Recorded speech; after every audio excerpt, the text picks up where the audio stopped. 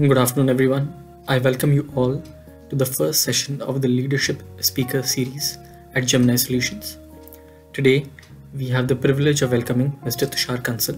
He is the founder and CEO of Consultancy Ventures. He has more than 2 decades of experience in venture capital, Big Four consulting, and um, he has been awarded the Business Leader of the Year in Investment Management by Asian African Chamber of Commerce and Industry in 2021.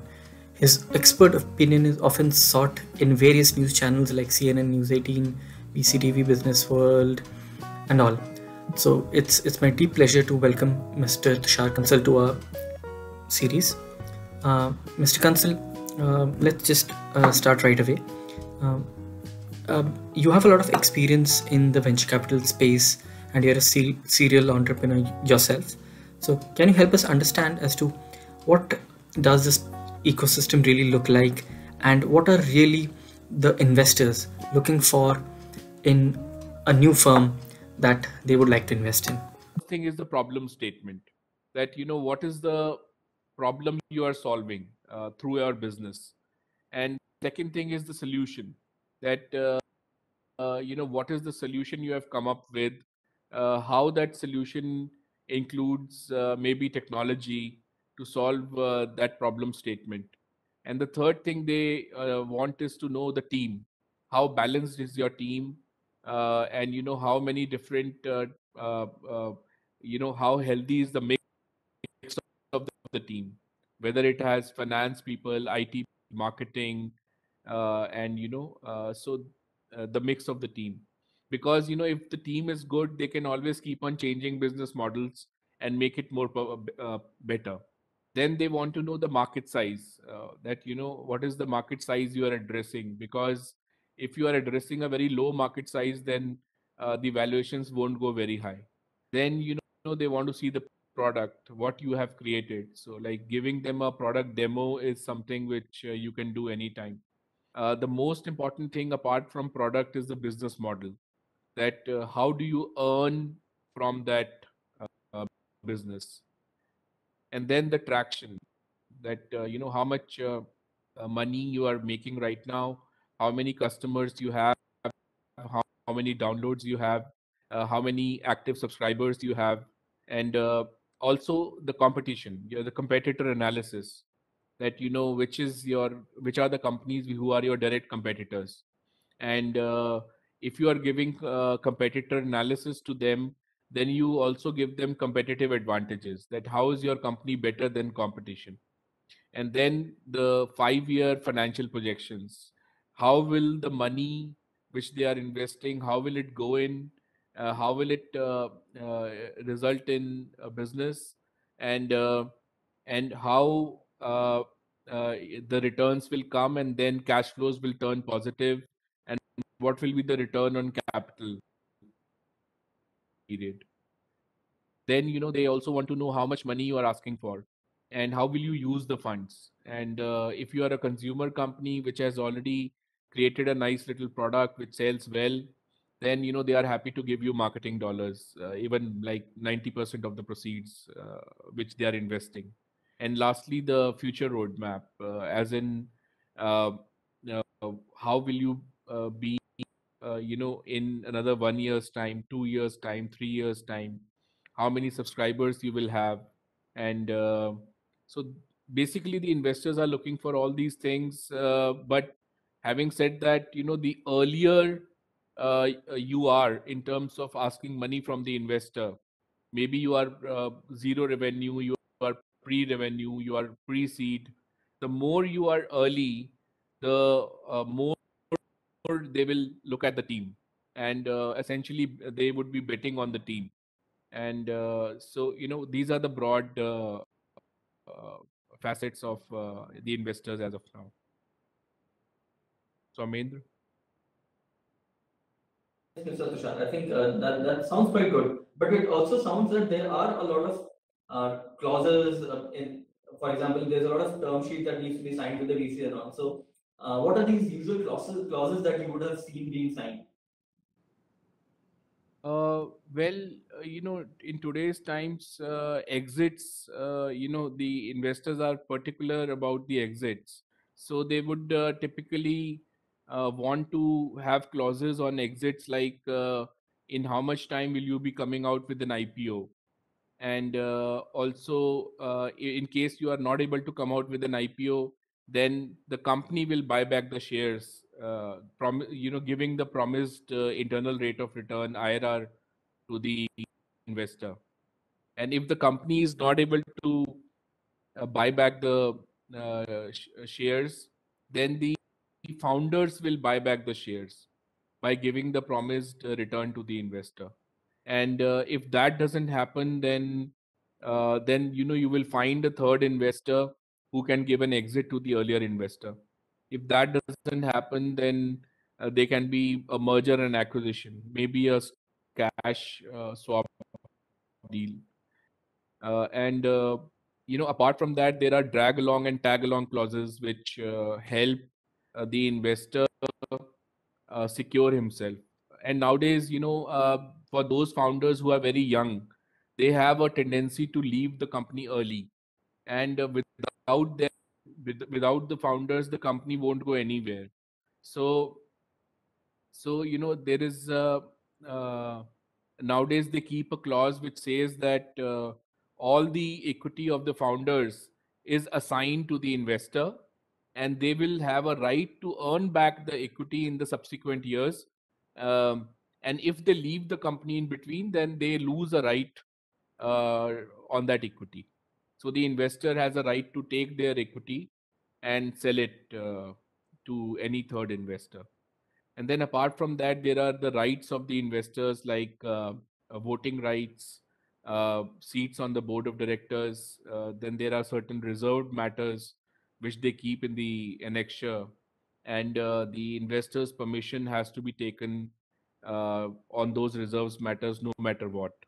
And they have information rights that they can call for audited and unaudited accounts of the company. And apart from that, the valuations are running quite good. It is a very good time for startup founders to raise funding. And we are seeing that between the space between two rounds has shortened. So earlier the rounds used to happen between 12 to 18 months, and now they're happening between 3 to 6 months. And the valuation is growing 5 times, 10 times within 3 to 6 months. And there is a company which was there in the news only 3, 4 days back. It became a unicorn in 9 months. So, this company started off, and within 9 months, its valuation reached $1 billion. So this is the kind of crazy money which is available out there. And uh, and the investors are increasingly keeping an approach saying that they would want to enter no matter what. And so they just check the basic things like the wow factor, and whether this product will become the it can replace the earlier products easily. And checking the precedent of the team, checking the creation of the product, the minimum viable product MVP, and then just moving along and investing. And and there are some anti-dilution clauses which the investors are also uh, keeping nowadays, which means that when new uh, rounds happen, then the earlier investors' equity used to get diluted. That we will have anti-dilution clauses, so their equity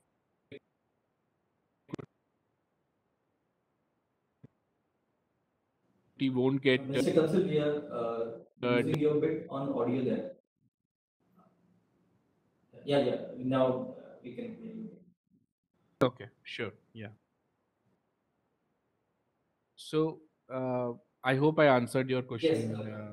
I was there is able a to explain. supporting question which also came from the chat, and it turns out that a lot of due diligence is also required. So, is there something which is very key to this particular process, and then when you carry it out in terms of an investor into such a firm? Because you also said it's about investing in the team, right?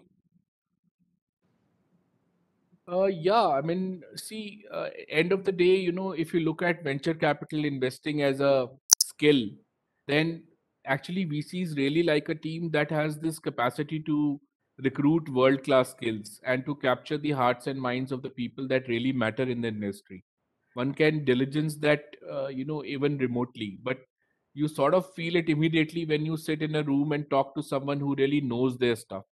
And secondly, market is big enough that it can create massive business over time. So one is the team, second is the market, and third is that VCs would like to see a fundamentally different shaded product, one that has the capacity to really stand out with just a modest amount of marketing.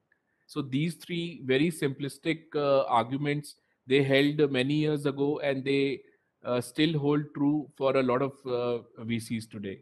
But due diligence, then if you are into series C, series D and further rounds, then they do a very exhaustive due diligence which can last for 1 to 3 months. But if you are in the earlier stages, they would like to see the hygiene factors first, that they would talk to some people from your past company, seeing that you were actually doing what you claim to do. And then if you are a product company, they might talk to one or two distributors, maybe one from abroad, one from India. And then on the company formation and compliance front, they would keep a check on the audited accounts and your accountant. So these are the basic ones which will happen in case you are looking for funds early, and you are early in the game. That sounds good. I'll move on to one of the themes that you picked up, which was valuation. And you mentioned like the companies like Nestle Brands, which has picked up a $1 billion valuation in 9 months. So, how does this valuation as a theme play out, given that most of the asset classes are on fire? And similar, just like we take the example of cryptocurrency, right? So in this entire space, do you think, for example, it is an asset class where you can have some valuation? Let's say somebody has launched a crypto product, a new coin or something like that, and we can value it. How is the valuation theme playing out in these asset classes or in general? Well, the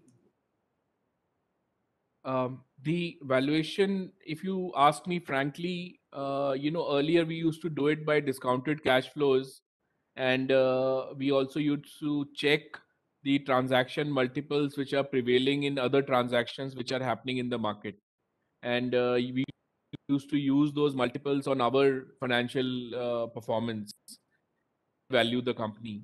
And in some cases, we used to do market multiples where we used to check similar companies which are listed on the stock exchange, and then get some multiples from how they are trading, at what value they are trading, and use those multiples on our financial performance.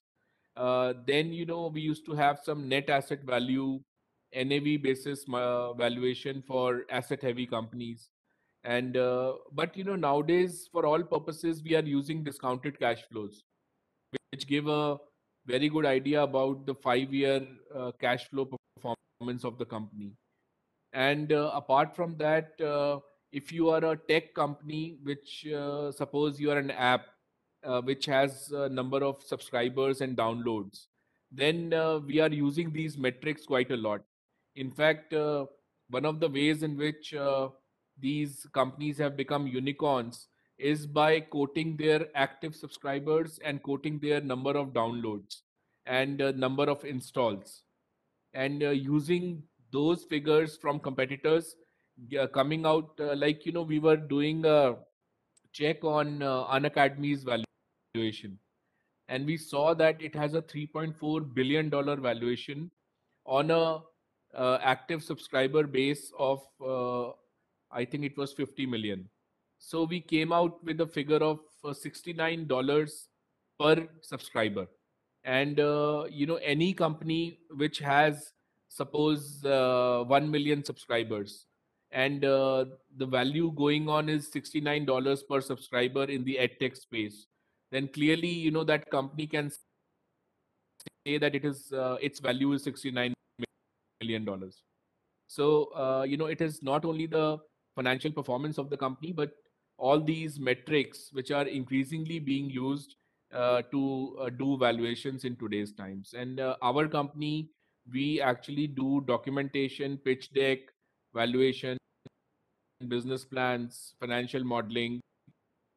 In that, we usually use discounted cash flow for doing valuations of the company. But in case there is a need to support the valuation of the company by other means, then we are doing that also. Um, so, Mr. Tushar, you mentioned a few terms which are very usual for MBA or CFO folks like DCF, your valuations and cash flows, everything else. But if we narrow it down to our sector, which is the IT sector, how do you think it looks like? Let me ask a quick question in terms of for a student in today's world, right? Just like you had started off in a case, was just joined a firm in an IT firm. How do you feel it should be the academic strategy for a student in today's times? Well, we are living in times where if you are able to demonstrate your skill level to any person in a matter of 15 minutes to 1 hour or maybe half an hour, that person will definitely consider you in his team, because they need people who can solve problems. End of the day, whether it is professional world or personal world, the whole life is about solving different kind of problems. And uh, in case you are able to solve a technical problem, you have enough know-how, but you don't have an engineering degree, then I don't think there would be many startups who will refuse you in their team. Rather, they will welcome you. And if you look at also from a macro perspective, the US government was the first to announce that for the interviews which get conducted for government positions in the US, a degree won't be required. And Elon Musk went on to say that in any of his companies, a degree won't be required. So we are living in times where skill matters more than degree, and there are enough education technology companies and platforms available. Vedantu, Coursera, Khan Academy, Unacademy, Byju's.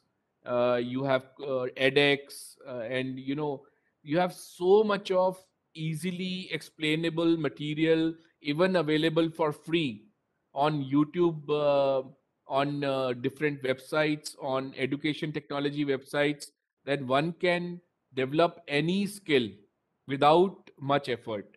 And in case you want to upskill and cross skill yourself, then an approach of knowing which skill to have and then going ahead and taking it is more important, in today's times.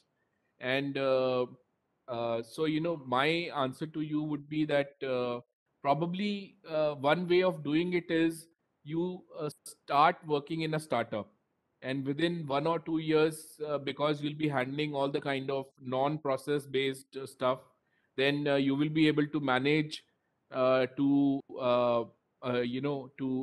get a lot of skills which can take you further in your career. And in case you have a good idea about the technology in which you are working for, you will be able to spot the right startup, which and which can probably give you some ESOPs as well. And but this is very sad that in today's times also, if a person has to make a career in technology, in artificial intelligence, machine learning, or any such stuff, then the person has to necessarily go in through the engineering route.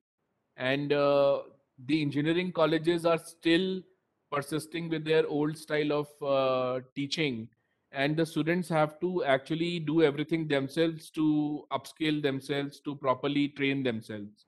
So I wish there were more companies coming out openly in India, saying that we don't require degrees, and we just would check the skills. Just like there is a lot of flexibility in the American university and the US and the international universities to pick and choose subjects and to choose the toughness of the subject as well. So I think, it's high time that the education system in India changes itself and offers not only more variety but also makes it more customizable for people to pick and choose what they want to learn and what their interest area is. That's an interesting point, Mr. Tushar. That's all about the education sector. But I'm happy you picked up 2 points which we value. One is problem solving and the startup culture. So we pride ourselves in the fact that we have a lot of smart people who have the problem solving ability. But these young guys and girls, they have kind of a conflicting thought in their mind as to if, let's say, I have a great idea and I want to seek some VC funding, what should I do? But at the same time, they're also thinking, is my idea going to stay safe and secure and be with me and thoughts like that. So since you have done so many deals in this equity funding space, it would be good for our audience to know how your company, for example, helps in raising funds. Well, we have a whole ecosystem. It has been a lot of time in the market. We have wined and dined with investors, and we understand their psychology because we talk to them day in and day out. And so what we do is, the way we work on it is, we first create the collaterals, and the collaterals include the pitch deck, valuation, and the financial model. And so this takes around 2 to 4 weeks. After that, we train the founders in frequently asked questions, in unit economics, in we are always there to negotiate the term sheet on behalf of the client. And we also help them save a lot of time on the due diligence, and we help them with the shareholders agreement. And because we are offering all these facilities to the startup people, so a lot of companies, in fact, I have personally interacted with more than 7,000 startups in the last 5 to 6 years. And a lot of people who come to us, they want to demystify startup funding. And our services are end to end. Usually we sign a 3-month engagement, and we raise funding in that time. And we have already raised a huge amount of funding for a lot of agri-tech, fintech, food tech, edutech, and deep tech, artificial intelligence, machine learning, robotics. I've raised a lot of funding for even traditional industries like chocolate manufacturing or microbreweries. And so this is what we do. And a lot of our work is actually mentoring the startup founders, and talking to them, and making them understand how to go about this whole piece. And many stages we see that the startups are actually in a stage where now they are looking for either to sell out, or they want to get merged into another company. So we have a lot of mergers and acquisition play also going on all at the same time. That was the last question I had, Mr. Tushar Kansal. Uh, on behalf of Gemini, we thank you very much and appreciate you taking time out of your busy schedule to speak with us. We know everybody out here really learned a lot from your experience and your words of guidance that you shared with us. Once again, we are very thankful for you to come here and oblige us with your thoughts, and we'll be happy to invite you again. Thanks a lot, Mr. Kansal. Thank you so much.